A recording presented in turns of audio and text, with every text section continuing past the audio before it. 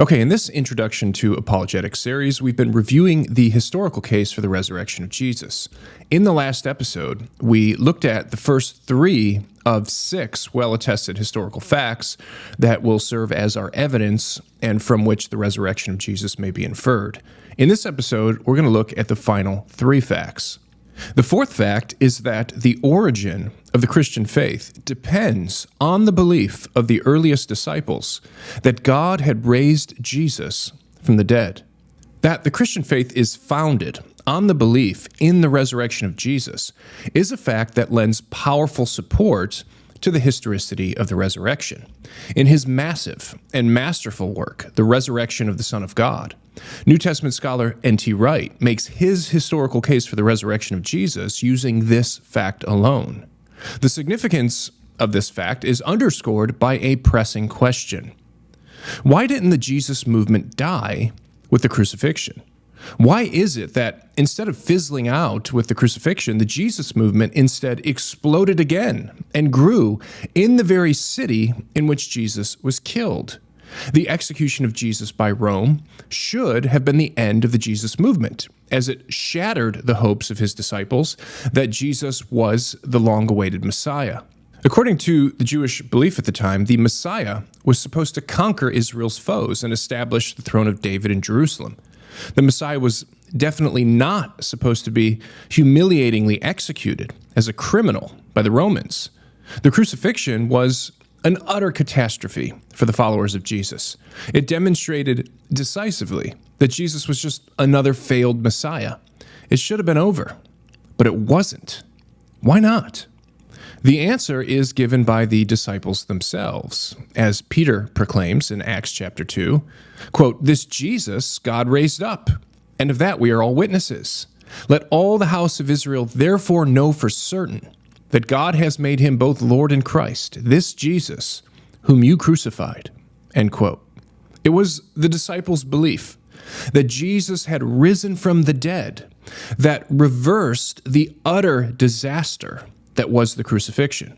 Because they believed that God had raised him from the dead, the disciples could maintain that despite his crucifixion and death, Jesus was, in fact, the long-awaited Messiah.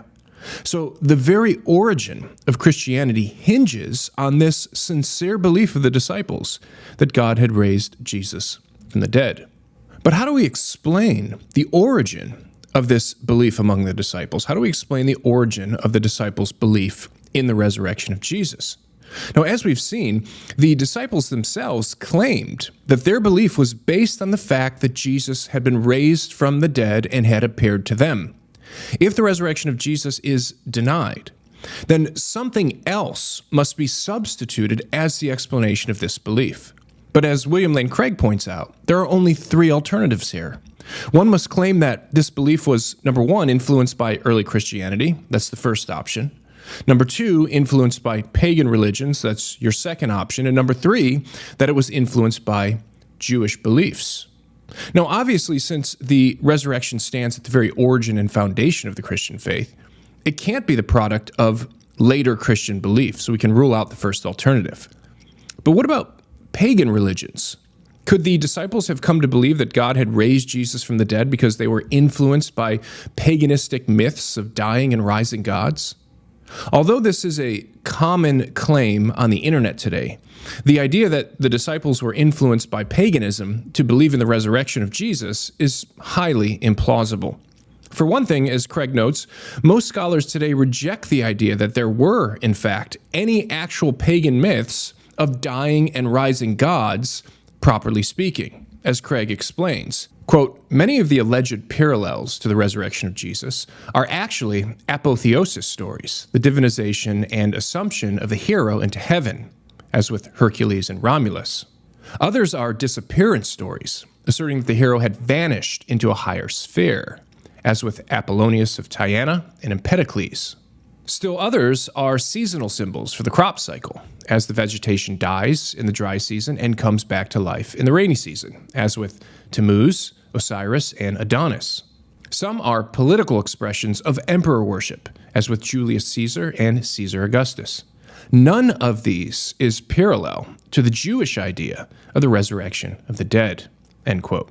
Not only are there no real parallels to the resurrection of Jesus in mythology, but there is also no causal connection between pagan myths and the disciples' belief in Jesus' resurrection. There is simply no evidence of cults dedicated to dying and rising gods in first century Palestine. And even if there were, the idea that the disciples came to believe in Jesus' resurrection because they were influenced by pagan myths and were willing to suffer and die for that belief is just ridiculous. As scholars who study the subject know, paganism is simply the wrong place to look if we are searching for an interpretive context for the disciples' understanding of Jesus.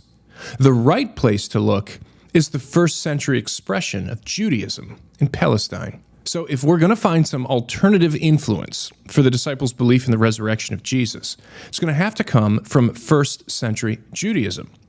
The problem with this alternative explanation, however, is that Jewish teaching about the resurrection would not have influenced the disciples to believe that God had raised Jesus from the dead. In fact, it would have conditioned them to resist any such claim.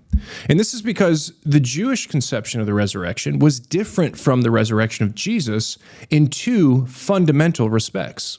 First, according to Jewish thought, the resurrection was an event that was to occur only after the end of the world and at the end of history. There was no conception of the resurrection as an event that was to occur within history. This common Jewish conception can be seen reflected in the gospel accounts themselves.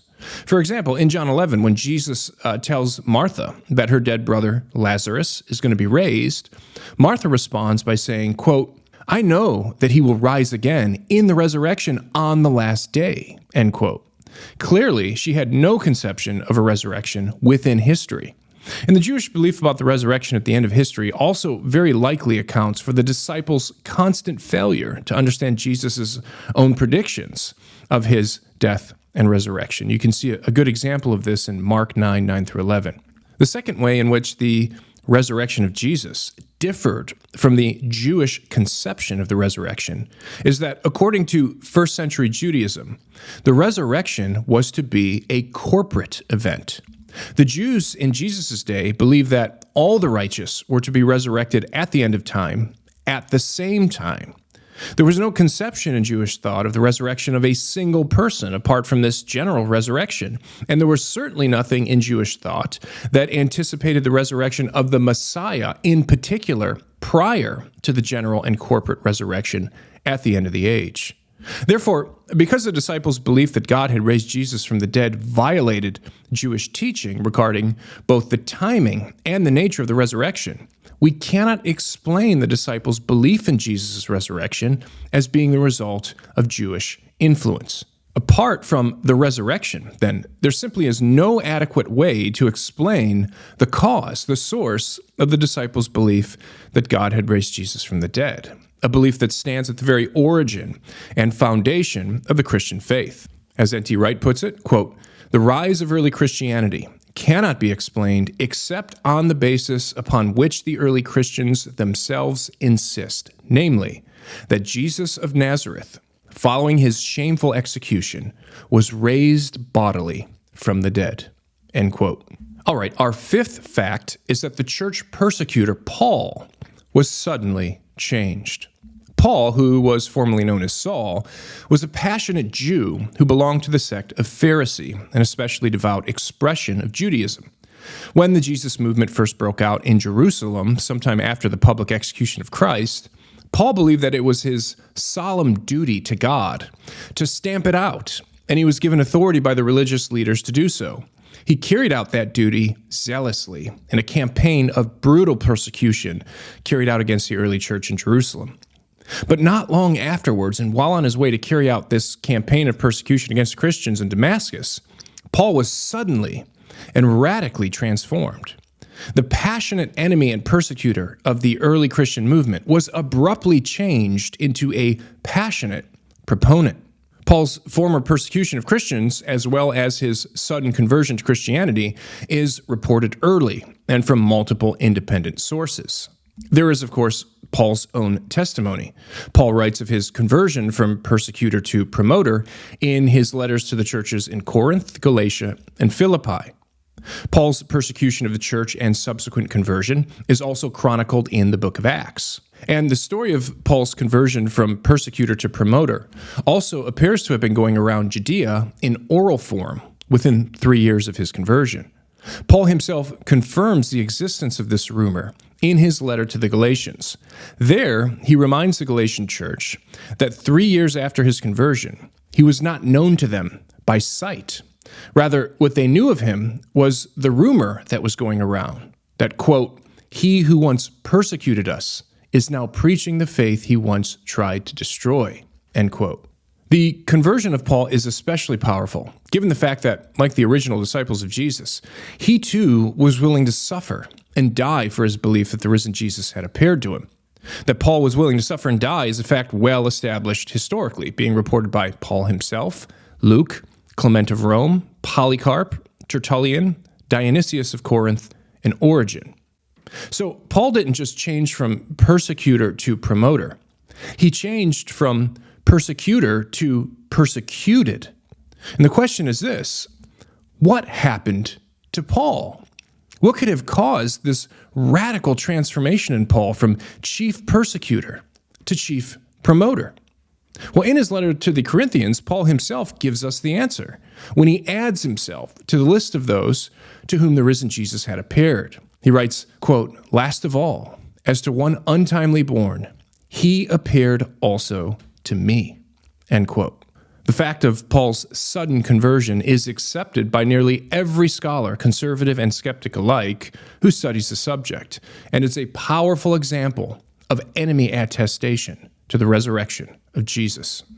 Our sixth and final fact is that the skeptic James, brother of Jesus, was suddenly changed. The Gospels report that in addition to some unnamed sisters, Jesus had at least 4 brothers: Joseph, Judas, Simon, and James. James is also confirmed to be the brother of Jesus by the Jewish historian Josephus. Although we don't possess the same wealth of information about James as we do for Paul, we do know that, according to the 2nd century church father Hegesippus, James was a pious Jew who strictly followed the Jewish law, and that, according to the gospel accounts, he, along with the rest of Jesus' brothers, did not believe the claims of Jesus during Jesus' ministry, and he was not counted among Jesus' followers. Although James was not a follower of his brother Jesus while Jesus was alive, we know that James came to believe in Jesus after Jesus' execution, since we find James named among the Christians. That James was a member of the early church after the events of the crucifixion and the alleged resurrection of Jesus is a fact corroborated both by the book of Acts and in Paul's letter to the Galatians. In fact, in that letter to the Galatians, in Galatians 2:9, Paul tells us that, along with Peter, James was a pillar of the early church. So he wasn't just a member of the Jesus movement, he was one of its central leaders. Moreover, and again like Paul, James too was willing to suffer and die for his belief in Jesus and his resurrection. That James was martyred for his faith in Jesus is a fact attested to by both Christian and non-Christian sources alike, including Josephus, Hegesippus, and Clement of Alexandria.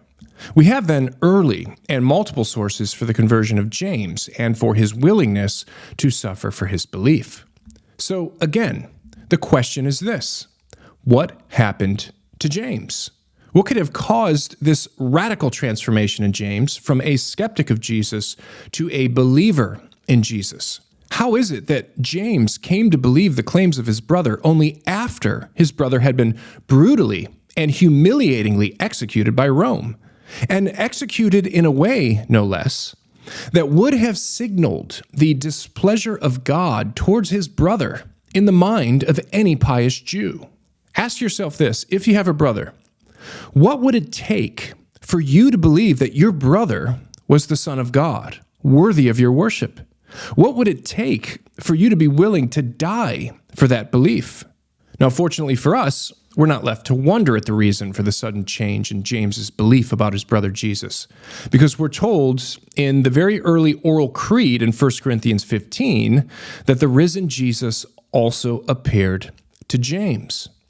Like Paul, James too was transformed from skeptic to believer, because he too came to sincerely believe that the risen Jesus had appeared to him. The sudden change of Paul the Persecutor and James the Skeptic are solid facts that constitute further historical evidence for the resurrection of Jesus. It is easy, however, to miss the significance of their witness to the resurrection. After all, the conversion of non-believers to religious belief happens all the time in our own day, and it's certainly not something that's unique to Christianity. But the nature of the conversion of Paul and James is decidedly different and unique in one very important aspect. People today usually convert to a particular religion because they have heard the message of that religion from a secondary source and then believed the message. The conversions of Paul and James, however, were not based on the testimony of others, but on what they perceived to be personal appearances of the risen Jesus to them. In other words, Paul and James became convinced that Jesus had risen from the grave, convinced enough to suffer and die for that claim because of their first-hand experience of seeing the risen Jesus. All right, so these are our 6 well-attested historical facts from which we can infer the resurrection of Jesus. Now, in the next episode, we will see how the resurrection not only explains these facts, but it explains them much better than the best of the alternative explanations that have been offered so far.